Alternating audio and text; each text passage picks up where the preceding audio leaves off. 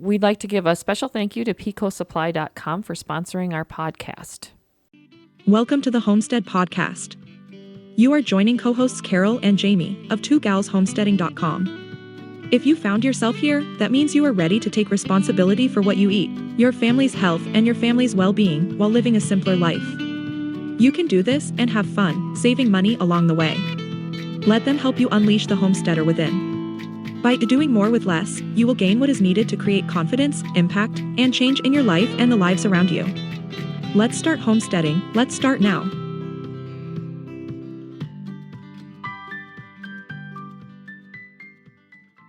Thank you for joining us today here on the Homestead Podcast.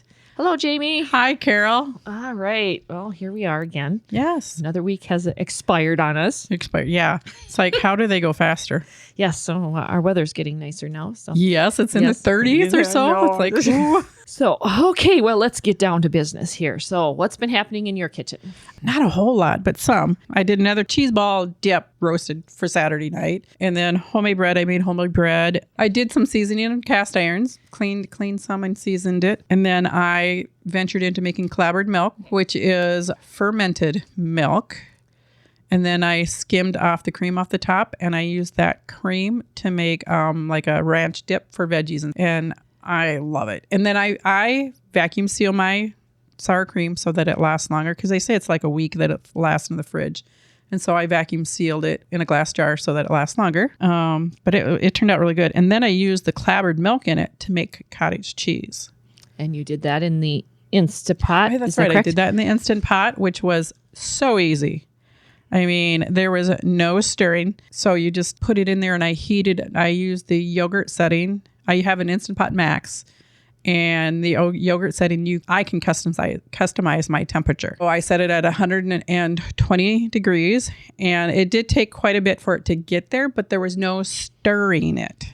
I mean, I didn't babysit it. I just turned it on and walked away and did other things. Okay, so did you have the lid on then? Yeah, I had the lid on.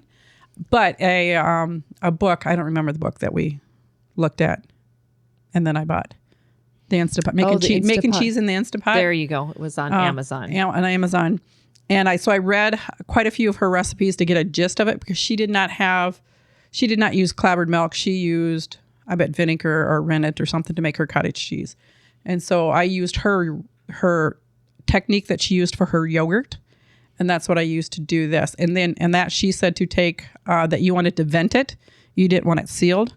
Well, the Instant Pot Max, that's all automatic so you don't have a vent switch. So I just took the weight off, whatever part that goes on there and forms pressure. I took that off so that it wouldn't form pressure in there.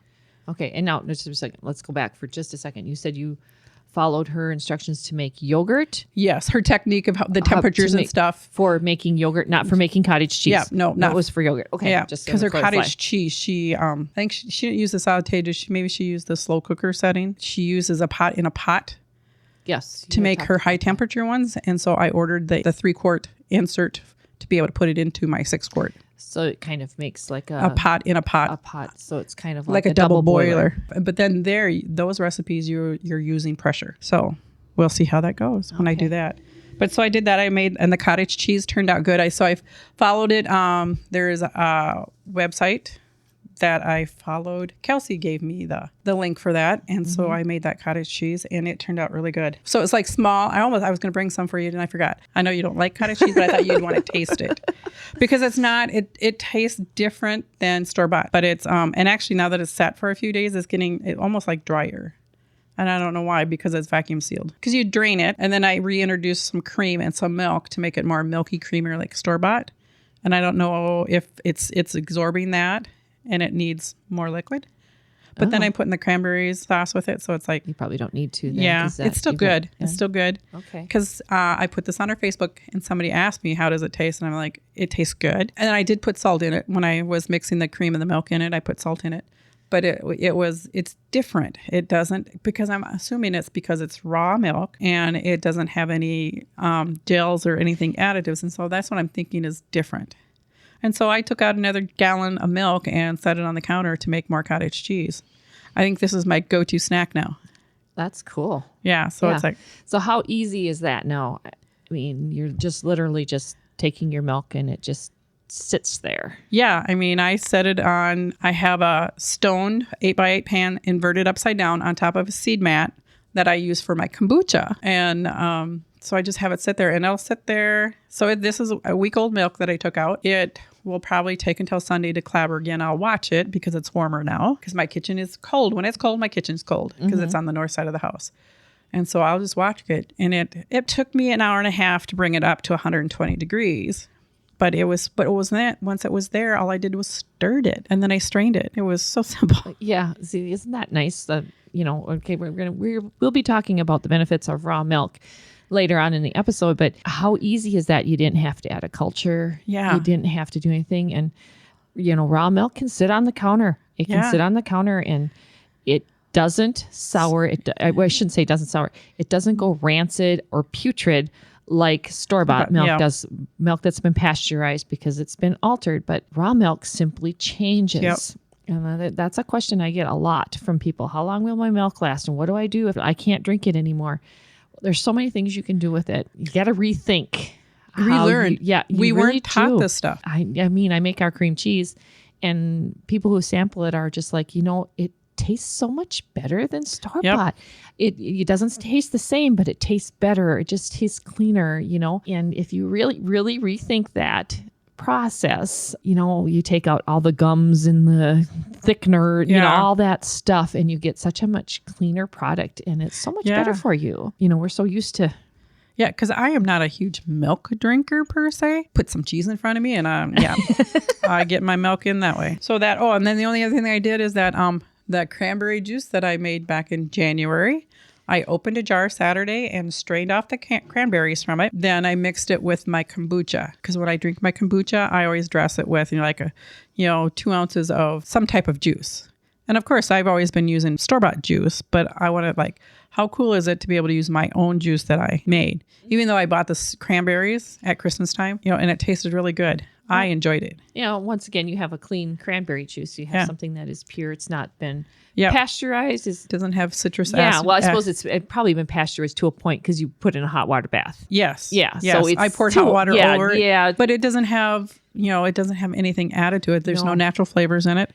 There's no citric acid in it added to which, it's vitamin C, but still it's not added. It's all clean. But if you use cane sugar. I did use cane sugar. It's still pure food that you use to make this. And I knew I controlled how much sugar was in it. That's a good point. Now I know your husband doesn't like a lot of sugar type stuff. He never tasted it. I was just going to ask if he tasted it. So, no, I drank it all before you got a chance. It's like, I'll have to open another jar because then my intention was to save the cranberries that I strained off and use them to second ferment my kombucha. Well, no, they went on top of my yogurt. Well, that's okay too. Yeah. You've got more jars. They got used. They didn't get wasted. Yeah. Another part of homesteading, trying to reduce as much waste as possible. Yeah. And that's awesome that you can use that byproduct on something else and it still tastes great. One of the recipes I'd seen on TikTok making the cranberry juice was where you cooked it first and then filled your jars. Well, that took another step and I was just lazy and did it the easy run. If there's an easy way to do it, I'll try to find it. Oh, and your time is limited. Yep. There's nothing wrong with that. So that's about all that was happening in my kitchen this week. Oh, my kitchen has been cheese, of course. Cheese factory. Cheese. Besides cheese, I've been making some cheddar and I made some Colby. I took 4 gallons of milk and made a wheel of cheddar and it's sitting right over there on top of the harvest tray. It's air drying right now, but it made over 5. That wheel up there weighs over 5 pounds. I know. When I saw that, oh my gosh! I'm just like, I probably won't do that again because I actually had to have Rich help me move the pots around. It was so heavy that I didn't trust myself to carry my pot anywhere with the fluid even milk though it's in only it. 7 feet from your stove. Yeah, to I your was just sink. like, oh man, I was like, nope. He has to help me move this stuff around and everything. So probably wouldn't do it again. But it's kind of cool seeing this big wheel of cheese, so to speak. You sent me a picture and I'm like going, okay, that looks huge in the picture. How big is it really in life? It barely fit in my mold. I'm like, you had a cheese mold that big? Yes, I do. It's almost exactly that same size because I actually pressed it a little bit and then added the rest of the curds in there because it was you just couldn't get in. Yeah, I couldn't get it all in there. So I don't know if I would. I probably wouldn't do it again. That was a big thing. And we usually vacuum seal You don't have a bag. this in a bag, and I'm not sure we have a bag that it'll fit into. Oh, so we might have. I might have to cut it in half. I might have to cut it in half. I'm not sure. Oh, that's what we did. We tried my cheese on Saturday night when you guys were over here. I had a wheel of cheddar that I had made, I believe, on the 19th of January. So it was just a little over 2 weeks aging. Okay. So we cut into that, and we were like, it had a real mild cheddar flavor to it. It looked really good. And so we ate that little wedge that I had cut, and then we cut the rest of the wheel, which is about a 2-pound wheel. And I cut it into what was remaining into 3 pieces. And then I marked each one, and we were going to test one at 4 weeks aging, 6 weeks aging, and 8 weeks aging. So this week is week number 3. So it'll be next week that we try the next wedge and see how the flavoring goes. And I know I saw some people saying, oh, you need to age it, if you can age it like a year and a half. I'm like going, where would we put I know. it? I was going to say, I'm not sure where I'm going to put this big wheel that I just did to age it. Because right now I'm just using my refrigerator because I really don't have a cheese cave type thing. And so we're just using the refrigerator right now. And I'm sure a cheese cave would make it different just because a cheese cave usually isn't as cold as a refrigerator. Cheese cave is usually around 45 to 55, somewhere in there. And we'll eventually get to that point, but I'm going to just make do with what I have. And this is what's going to work for me now. And eventually we'll probably get some kind of a cheese cave going. But right now I'm not concerned about it. Can you buy a refrigerator made for cheese? I know you've said wine coolers. Yep, wine coolers. You probably could. I know some people say they have the little apartment refrigerators, those small ones. That's and then they just fridge. Adjust it so that it's, it's warmer. And then there's supposed to be a certain amount of humidity in them too, depending on your type of cheese you're making. Oh, okay. And so right now I'm just kind of concentrating on Colby and cheddar. Just to try to get it down to something that we like, and instead of trying to do 16 different cheeses, and then I can't remember what how you did that one. That would be me. I'm like, Bob would ask me, it's like, well, how'd you do that one? I'm like, I have no idea. So I just kind of thought I would just focus on those two. And Colby's basically a mild form of cheddar anyway. They're very similar. So what's the difference in making them? Is there the Colby, amount? you wash the curd a little bit. Cheddar, you just press it? And cheddar, you press it. You actually go through a cheddaring process where it sits in the strainer and the whey's underneath it, and you flip it a few times. And with Colby, you actually dump off 2/3 of the whey. And then, I don't remember, you dump off a bunch of the whey, and then you add water in, and you bring that whey, that watered down whey, up to is it 60 degrees? I think it's 60. Yeah, it's been a little bit since I made the Colby wheel, so I don't remember exactly. But yeah, so you add cold water until your pot comes to that temperature, and I think it was 60, and then you hold it at that temperature for a certain amount of time, and then you strain it, press it, add your salt. Oh, okay. And then go ahead and press it. The Harvest Right our freeze dryer has been running in my kitchen. We've done a batch of Skittles, and we did a batch of saltwater taffy, and we also did liver and Pancreas. So the Skittles, we call them Splittles because we can't say they're Skittles if you're going to sell them. We call them Splittles because they literally split. Yeah, I think it's funny how it does it. Yeah, they're kind of cool looking. Really. Yeah, they are. And we had done that for a friend of ours who had asked us to do. He's got a major addiction. Yeah, he likes his candy, and that's okay. Then we did the saltwater taffy, and that was for me. The local farm store here sells cotton candy flavored, and I bought that actually before Christmas. It takes me this long because I don't make them very often. This is the second time I've done it. They're really good. We actually vacuum sealed 2 quart jars of them, so I keep my hands out of them. I don't eat too many of them. Ration yourself. Yes, I got to ration myself because they're really good because they don't stick to my teeth when they're freeze dried. And that's what I don't like about saltwater taffy is that it's so sticky. Yeah. And so it's kind of a nice little treat. But I really only like the cotton candy flavored. I have some. We still have some from the state fair that we had done. When Madison had bought the stuff at the state fair, and I still have a baggie of that. And I have that. It's just in a Ziploc bag. It's just fine. It didn't get soggy. Nope, it didn't get soggy. Hasn't gotten sticky. Nothing. It's just like when we took it out of the freeze dryer months ago. It'd be interesting to see it come summertime when it's humid. It's dry now, Yeah. So I don't know, but that's and then we haven't talked about the liver and the pancreas. So we did. This that Thad has closed his butcher shop here in our area and has moved it, is in the process of moving it to a new location. So I ended up with a lot of our stuff that was being stored in his locker back home here, and there was just an enormous amount of liver in there. And so I thought, well, we can freeze dry some of that right away because I know the dogs love that. Took, I don't know how many pounds of liver it was and 2 pancreases, and I left the pancreases whole. Yes. Now, I would not do that again. I know I've got more pancreas out there. So what was the thickness of it?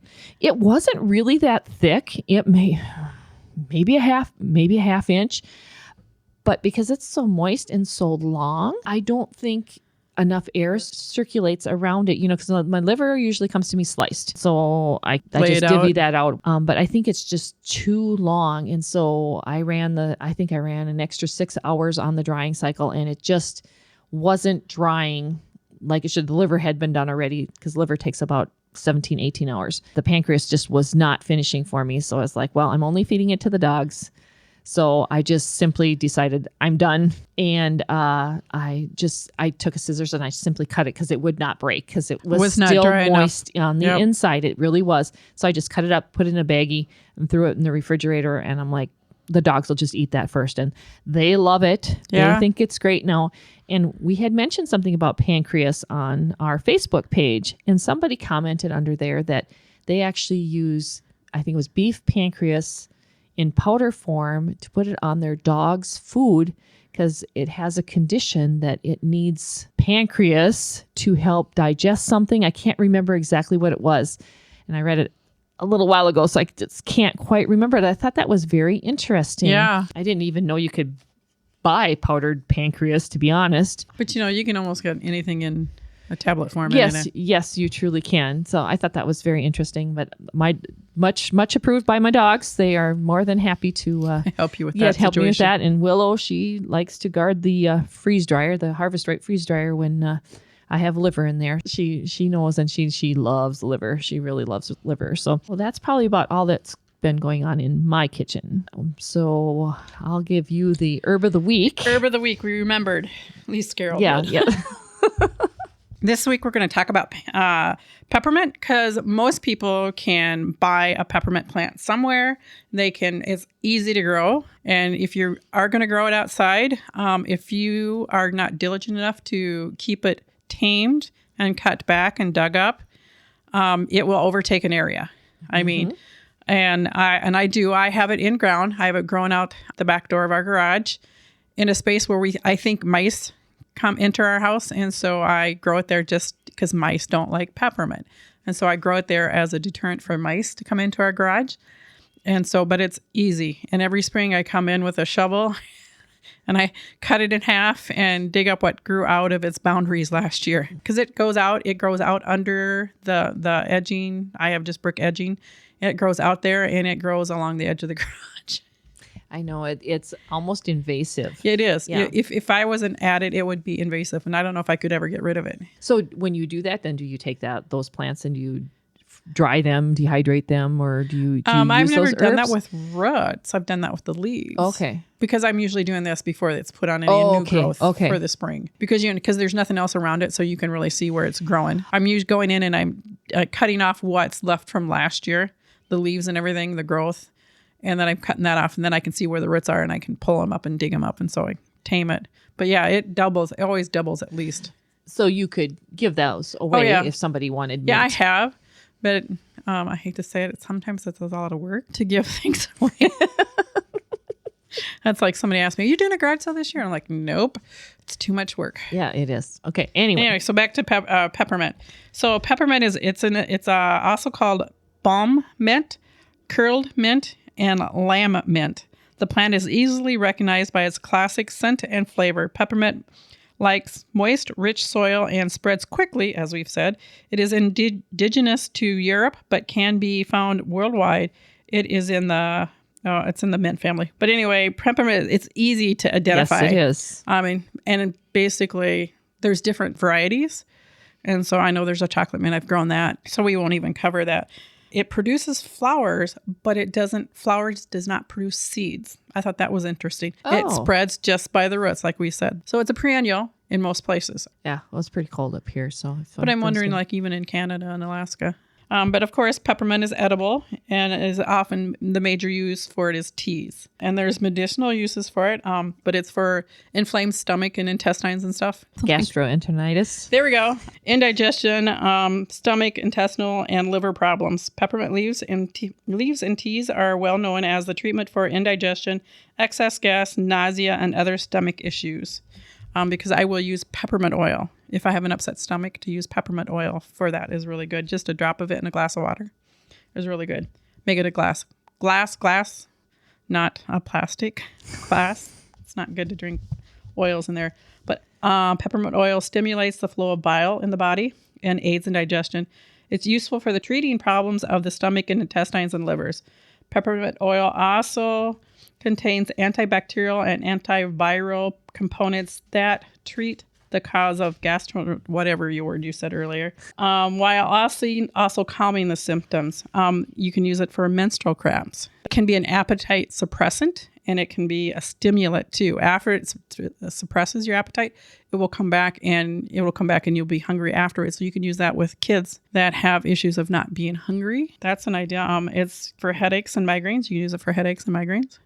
I know I will use peppermint oil on the back of my neck for headaches or hot flashes because it's got a cooling effect if you use a peppermint oil. So that was one of my first essential oils I ever used was peppermint oil for hot flashes. Helps with diarrhea, spastic colon, irritated bowel syndrome, and Crohn's disease. It's good for itchy skin. So if you like a bug bite or dry skin, to dilute it with a curry oil and put it on there. That's good for that. It's arthritis and gout and sciatica. It will help numb pain. It won't cure the cause of the pain, but it will help numb the skin around the pain. And you can use it as a muscle rub, like a massage oil. That's what I want to say is you can use it as a massage oil mixed with a curry oil, or you could probably make a tea with it because they talked about making an infusion here with peppermint oil to take the leaves. 3/4 cups of the dried peppermint leaves and a cup of organic olive oil. And you combine it in a glass jar and then you leave it sit for 4 to 6 weeks and you shake it daily or put it somewhere where you'll see it. Hopefully. And not it, if you don't do it every day, it won't wreck it. But, when you see it, think of it, shake it so that the oil gets in between the leaves and everything. And then you can strain it and then use as a topical relief for headaches, muscle cramps, or a massage oil for the muscle pain. And then, of course, you can make peppermint tea with just a teaspoon of mint leaves and a cup of boiling water. So I figured this was an herb that most people can get their hands on and grow it in a pot if you don't want to chase it in the ground. Of course, my information is coming from the Lost Book of Herbal Remedies by Nicole Appelane. She's a PhD. And then Claude Davis is her co-author. So really good. One of the many books that I reference when I'm looking for stuff. Okay. I will tell you that peppermint is highly regarded in the world of dairy, especially in organic dairy. Peppermint is found in just about every salve I use or oil I use on my cows, primarily to treat edema in the udder after they calve. And we also use it as a healing agent for cuts, those salves. There's other stuff in those, but peppermint is, Dynamint is a very common salve, and that's very popular in the dairy world to use to help your cows with edema in their udders, especially right after calving. It can be very painful for them to have all that edema that they do. It's just a natural body's response to pregnancy. But yeah, peppermint is used a lot. I use a lot of peppermint oil just in my daily life as a mouth freshener. It's what they call a hot oil. I'm one of those weird ones. I can drop it under my tongue and then fill my mouth with water and swish it around, kind of like a gargle. And so it's like a breath mint, but it doesn't have sugar in it because I don't use a lot of sugar. And actually, it's if you do it really quick like that, it doesn't break a fast. So if you're fasting, you can use that as a breath freshener for those of us out there that fast. Okay, well, thanks for the great information on peppermint. So we will now take a break for our sponsor. Family-owned PetecoSupply.com brings small-town customer service to their online farm store. PetecoSupply.com specializes in automatic waterers from top brands such as Miraco, Jug, Franklin, Trojan, and Ritchie, as well as other products for your operation. Find your farm supplies and automatic waterers at peatcosupply.com. That's PETECO supply.com. Peatco Supply. Okay, so we're going to talk a little bit about raw milk and the benefits of raw milk. We kind of touched a little bit earlier about how you've been clabbering milk. And so I thought maybe we should just talk a little bit about what raw milk actually is and what those benefits are and why you and I both choose to drink it. Both of our families choose to drink raw milk. I happen to be a raw milk producer and you are a raw milk consumer.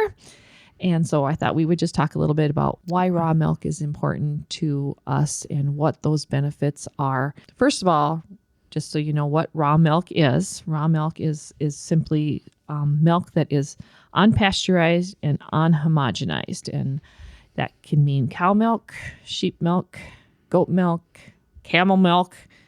Oh yeah, there's a lot of camel milk out there. You'd be surprised. In the United States? Yeah, I think there's a camel dairy up in northern Minnesota, actually. Okay. It's very, very expensive. Oh. But how cool would it be? I milk camels for a living. Yeah. But anyway, I milk cows for a living. That's basically what it is. Now, like goat milk is naturally homogenized, and so that's why you don't get a big cream line on goat milk. It's hard to get all the cream out of goat milk without having a cream separator. You know, you skim yours off the top of the raw milk, and that'd be very hard on the goat milk because it's just naturally homogenized. So that's just the way goat milk is. In researching the benefits of raw milk, now there's two reasons why we drink raw milk in our house. Our main reasons. Madison, we got started with raw milk because Madison was diagnosed with asthma, and back in 2007, and I researched it then and found that raw milk was supposed to help reduce the symptoms of asthma, and that is why we started our raw milk journey, was because of her. And we lived in town at that time, so I did buy my milk from a local farmer, an organic farmer. I don't know how you started. I started because a local farmer, he was a customer of ours at the shop.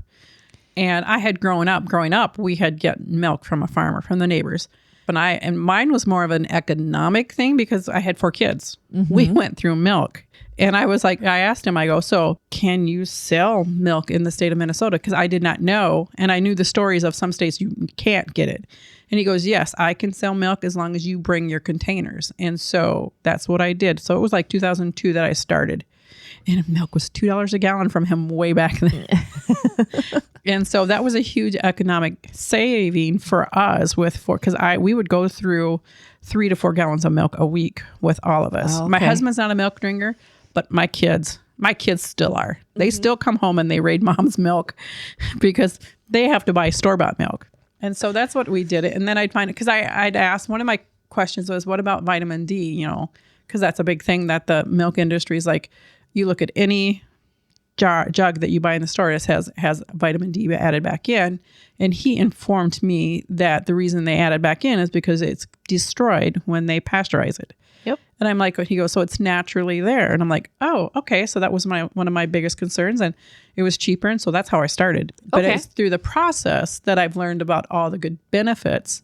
And I'm like, I'm so glad over the years that because then I don't think he was even organic at the time. He became organic after that. And so I'm glad that I stumbled into it like I do a lot of things in my life. Wow, so you were doing something good and you didn't even realize it. No. You were just looking financially at it. Yeah, that was really cheap back then. That was pretty cheap back then. No, I went to several different websites. I've been on realmilk.com. I looked at Dr. Axe, and I was there, and I was at a couple other where it was just, we drink raw milk and this is why, type thing. And I just pulled out a few of the things that I thought were interesting and maybe looking at it from a health perspective as to why raw milk would be a good choice. First of all, of course, the asthma thing that comes up on all of the places I looked. They talk about allergies and asthma. Dr. Axe, he talked about allergies, and he had a study that was done.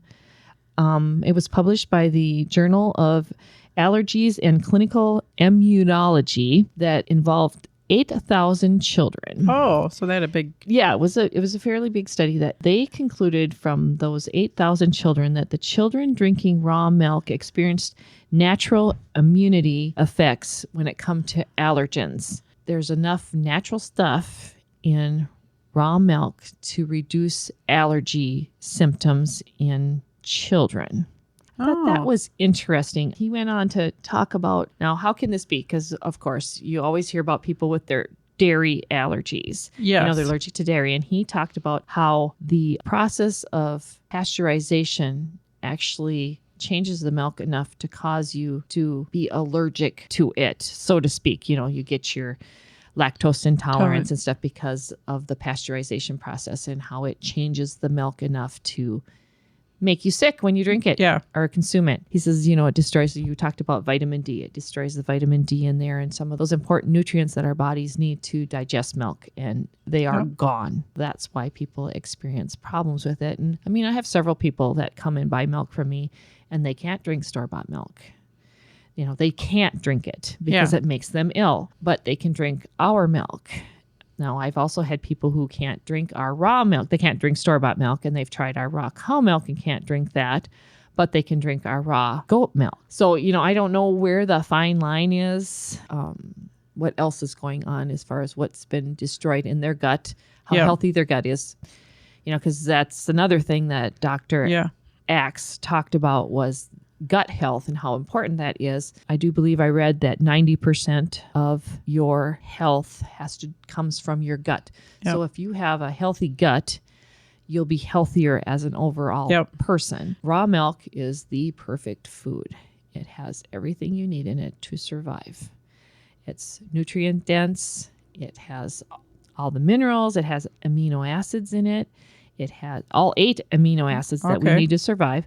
It has 14 enzymes that our body needs that through pasteurization, 13 out of 14 of those are killed off. So when you start looking at pasteurized milk, you begin to wonder if it's really even a food that we benefit from. I don't know. It was very interesting. My search took me on this journey, and I could probably talk for 3 hours about what I found. Oh, I know. And actually, I'm not a science person, but the first website that I pulled up to look at was rawmilkinstitute.org. And they had research papers. I can't read them. I'm like going, oh my gosh, that is way over my head. So for the science person, that is the place. If you want research papers that tells you why you should drink milk, it's the rawmilkinstitute.org. They have lots of research information. There are studies that you can go in and read if you can understand it. Well, I need somebody to interpret it for me. Yeah, I found it really interesting. I saw, let me just look through my notes here quick about those enzymes. And they said those 14 enzymes are very important to your overall health. And if you have those in your diet, you stay much, much healthier. And I thought that was very interesting. Now, we've been through our whole COVID business here. Both Rich and Madison have had COVID at least once since this whole COVID thing started. And Chastity and I have not. Now, perhaps I've had it and been asymptomatic. I don't know. But Chastity and I consume the most raw milk in our house. And Madison has asthma. And she does drink raw milk, but not to the extent that Chastity and I do. Between bone broth and raw milk, those are her basis for her food. And so she takes in a lot. And so do I. I have at least a glass of milk, if not 3, every day. Rich doesn't drink a whole lot of milk either. He doesn't either. And I was like, well, that's interesting that we've had COVID come through here. And Rich even thinks maybe he's had it a second time. Now, we've never tested, so we don't really know. But when you lose your sense of taste and smell, kind of a pretty good indicator, close, type thing. So perhaps Chastity and I have just a little bit better immunity. The enzymes and everything. Those enzymes that are there. Not that Rich and Madison drink pasteurized milk. They just don't consume a lot of milk. Yeah. Just like you said, you're not really a milk drinker. No. So, like my cottage cheese isn't pasteurized, but it's been heated. So I'm sure some of those enzymes may have been destroyed. Yeah, I'm not sure, where the level is for that, but I know that 145. Yeah, that's the minimum for pasteurized milk. Legalized, pasteurized then. Okay. We all live here together and everything. Share germs and everything. Yep. And that is something that, and I don't get sick real often. I just don't. Up until my granddaughter went to daycare, I didn't either. Raw milk is also rich in omega-3s and 6s, which are both fatty acids, and they're responsible for regulating blood pressure, supporting your immune system. They prevent heart disease and many, many other things. So those are really important things. Those are the major ones. Yeah, for your diet. When you think about, of the low fat thing of the 80s and the 90s, kids needed whole milk. So I had whole milk when the kids were little, but as they got older, until I started buying raw milk, I'm sure I was drinking 2% milk. I was going to say I drank skim. I had 2% growing up, and we got ours from Schwann's when they used to actually do home delivery of milk. That's where our milk came from. And then I switched over to skim because, milk is such a fatty food. Yeah. And now I look at it and it's like blue water. It's I wouldn't even touch it. And there's one of the other reasons I drink raw milk. It just tastes better. It just plain tastes better. When my granddaughter was littler, I don't know why. Oh, I know it was even your skim milk. I had gotten skim milk because I was trying to perfect my mozzarella. Still haven't. But even she could tell the difference between your skim milk and your whole milk. And she preferred the whole milk it just tastes over better. The skim milk. Well, that's, in our house, we have lots of skim milk because we skim for cream here all the time. Every day we skim milk for cream, and the skim milk goes to the pigs unless I'm going to mess around with some kind of a cheese because nobody will drink it. Even raw skim isn't that great. Yeah, it's the fat that makes it taste good. That's what makes it taste so good. Another thing about raw milk is that it doesn't go bad. So that's a question I have. That's a very common question when somebody's coming to me asking about raw milk and how to handle it and what to do with it. And I hear this. The first is, how long does it stay good? And then what do I do with it once I can't drink it anymore? First of all, it doesn't ever go bad. It does not go rancid or putrid like store-bought milk does. Pasteurized milk will be to the point where you cannot consume it because it is not going to. You can't do it. Raw milk only simply clabbers. It's simply sours, which basically that's what it is. Clabbered milk is soured milk. But it doesn't taste like pasteurized sour milk. It's different. It doesn't smell sour. Like you're doing right now. We talked about you actually make a natural sour cream. Yep.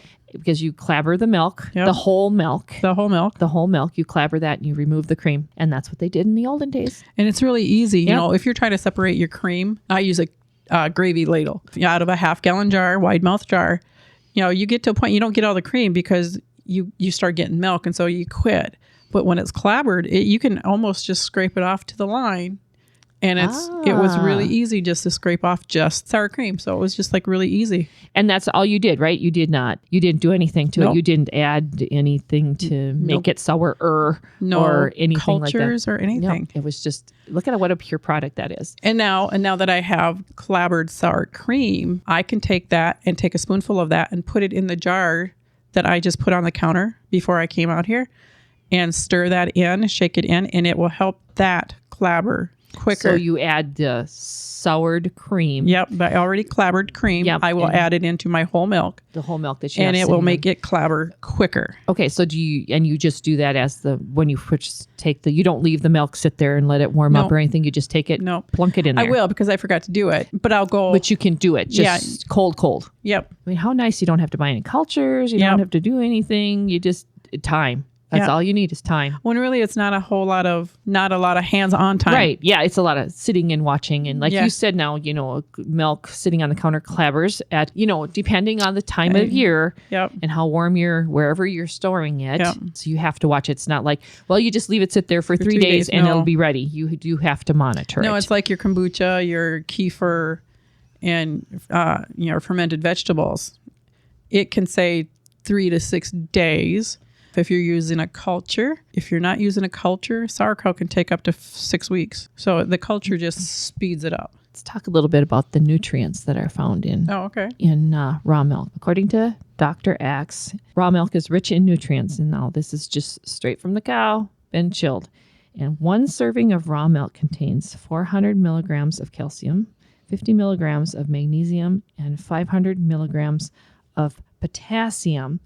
And those are all important to your diet because those minerals are important for cellular function, hydration, building bone density, blood circulation, detoxification, muscle health, and metabolism. And those minerals are found to be deficient in just about every person out there, adult and child. And this is a thing that comes up quite often in the wellness group that I belong to on Facebook. And they talk about magnesium all the time. Yep. People are complaining about leg pains, all this kind of stuff, and you're low on magnesium. And we are so depleted in that. I know sugar is a factor in that, depending on how much sugar you have in your diet. He mentioned that. That if you're eating sugar, that it uses, my husband would know that if you consume this much sugar, it's going to pull out this many grams of magnesium out of your body. And so if you're having Charlie horses and stuff like that, it could be because you may be consuming too much sugar. Too much sugar and not enough magnesium. Yep. And there's 7 types of magnesium, and it's hard to get all of them. And I'm sure you're probably getting a huge hunk of them from your milk. Because it's a natural food. Okay, I have to make it a point to consume more than I do now. I kept reading, it helps with blood pressure and it helps with obesity. And then you enter fermented dairy when you get into your yogurts and your kefirs and your cheese. They consider cheese a fermented dairy. Yep. Your sour cream, your cottage cheese, all of that stuff. And that all helps with so many things like colon cancer, inflammatory bowel disease, UTIs. So I was like, oh, that's interesting. Yeah. Urinary tract infections, vaginal yeast infections. And that's another thing that comes up in that wellness group. They talk a little bit about, I'm having problems with yeast infection. Oh, drink more raw milk. Put some kefir on it. I don't know. Yeah. Because, you use kefir as a wound care. Yeah. And you use it for diaper rashes. Those are all yeasty type stuff, and it's just amazing. It's almost like I don't know if I want to call it a miracle. Yeah. But it is. Raw milk is really versatile, and it just is. I don't know. Dude, I drink so much of it. I'm not so much into the fermented dairy. I can do kefir, but I really don't like yogurt. I don't like sour cream. So I do more of the just straight raw dairy. I love cheese, but I don't like tart stuff that I have a little bit of trouble with. I did mention earlier about Madison and how we started our journey with asthma. And raw milk was where we went with, and she's now 24, and we started it when I think she was about 5 or 6, and she has never ever had to have anything more than an emergency inhaler for her asthma, and her asthma is really affected by the environment that she's in. So when she lived in Hawaii for 5 months, no problems whatsoever. But the cold weather up here in Minnesota really does her in. Yep. She uses her inhaler. And when she had COVID, she used it quite often then too, because that's a whole lung thing. But it really did help her. Most people I know who have asthma are on a medication regularly. She's lucky if she uses up one inhaler in a year.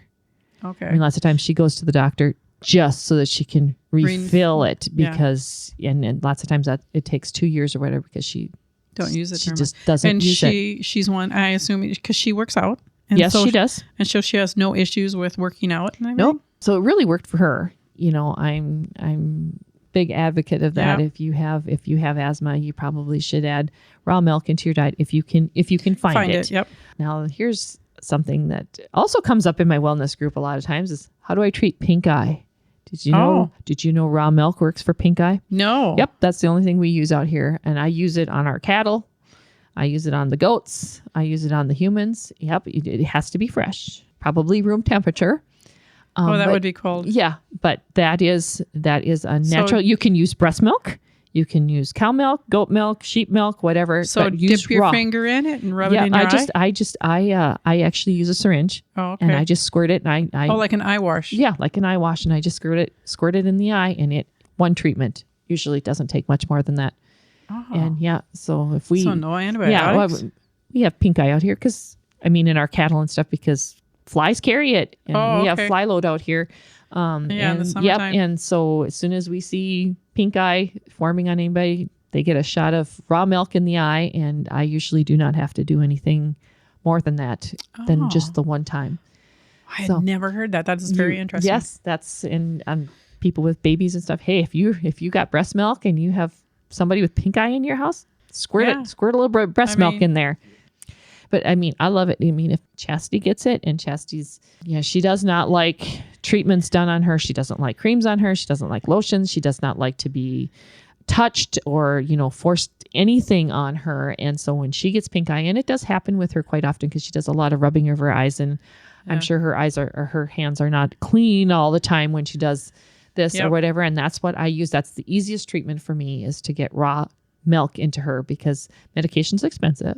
Yep. And it doesn't always hit her eye. And I have as much raw milk as I can possibly pour into her eye, and it doesn't matter. And it usually only takes one treatment where, you're treating pink eye with drops and stuff. It's, what was it? A couple times a day. I was going to say it's a couple times a day. And I do believe it's probably a week or 10 days, something like that. And I usually have to do it once, and that's it. Oh, I have to remember that because I have grandkids and they're in public school daycare. So they're exposed. Let's talk a little bit about how bad raw milk is supposed to be for you. And goodness, and you're going to die if you drink it. I just got to find my study. You can probably find it on the Raw Milk Institute's website. I'm just going to talk about Minnesota. I'm not going to talk about the whole United States or whatever. I'm just going to take the statistics. I found a report from the Farm and Ranch Freedom Alliance. And the article was from January of 2013. And it said in Minnesota that at the time of the report that 2.3% of the population consume raw milk. Of course, farm sales are legal of raw milk. And so in the time period from 1998 to 2010, there were 4 illness outbreaks that were related to raw milk consumption. There were 16 illnesses allegedly traced to raw milk. They always use the word allegedly. And so I thought that was very interesting. So their statistics told us that 0.16% of the illnesses in Minnesota during that time frame were allegedly traced to raw milk. In that same time frame, there were 10,021 food-borne illnesses, excluding anything that was multi-state. So if it, like when spinach was bad or whatever, it's a nationwide thing. This was just in Minnesota. So raw milk is like this little bit that allegedly gotten people sick. Nobody's died.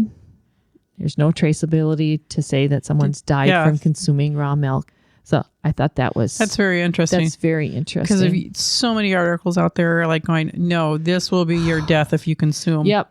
Go to the CDC website sometime, and holy buckets, that wouldn't have been a website I would have gone to. Well, I did. I did go there and just to see what they were saying. Of course, the E. coli and salmonella and all this stuff. But if you trust your farmer and you know how they handle their milk and their cows, you are probably going to be just fine. Yeah, we had that conversation off mic. Yes, we did. About dairies. And then, so to bring in, public radio article where Rich was quoted, it was from November 7th of 2019, where he talked about that, is that you need to inspect where you're getting your milk. You need to be able to be allowed to inspect where the farmer is doing and how he's doing his practices, and so that you feel safe with your farmer. Rich, for those that don't know, is Carol's husband. He's our producer, and he will talk into our mic and you guys will never hear him. But yes, I just can't believe how, raw milk gets such a bad rap.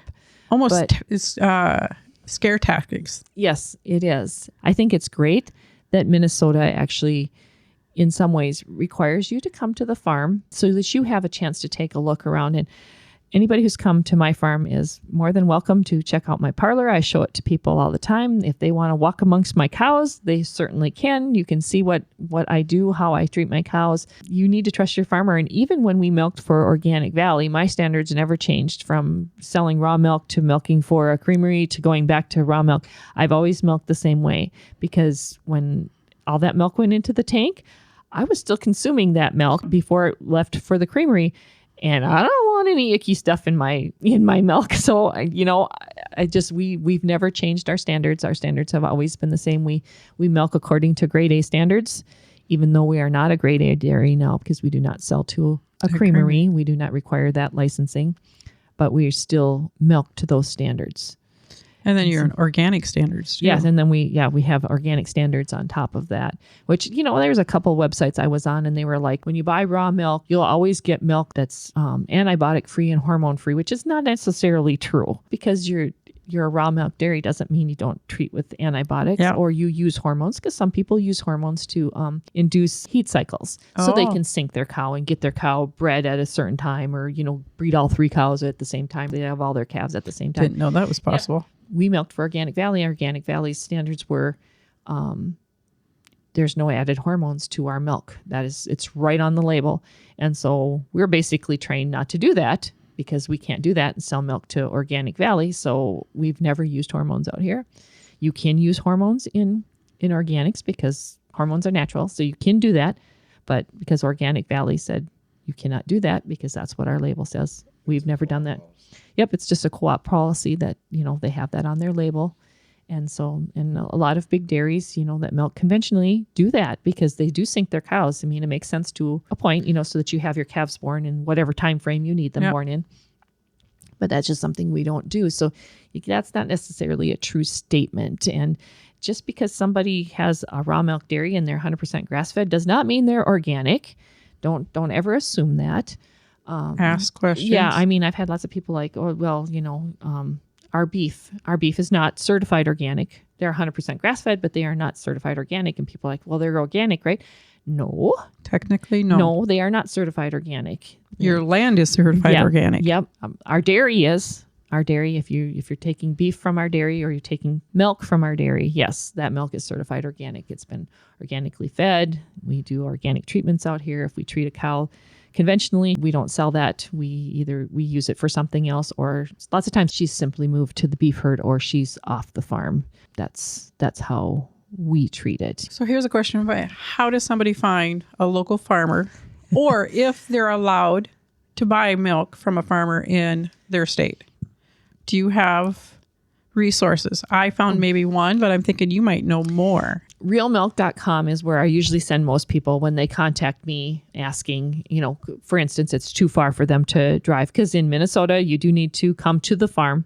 I guess technically you have to pick up your milk at the location that it is produced. So usually that means the farm. And, if you're over 2-3 hours away, you're probably, making that trip is a little hard, especially with the price of gas right now. It gets kind of expensive to make a trip like that.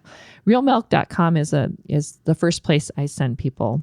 For Minnesota, of course, Facebook is a big thing. We have a Facebook group called Farm Direct of Minnesota, I think it is called. And there's a listing in there of all the raw milk producers that are registered with that, of course. We have Minnesota Growing. There's another place where you can find listings for raw milk. It's a little difficult in the state of Minnesota because you're not allowed to advertise that you sell raw milk. Word of mouth is very important. Our presence on Facebook is important to us. I get a lot of customers through Facebook, even though I don't know if I'm technically advertising on there or not, but it's made very known that we have milk for sale. And I'm not sure where else. I don't know where else we are listed. That's where I found you. I found you on realmilk.com.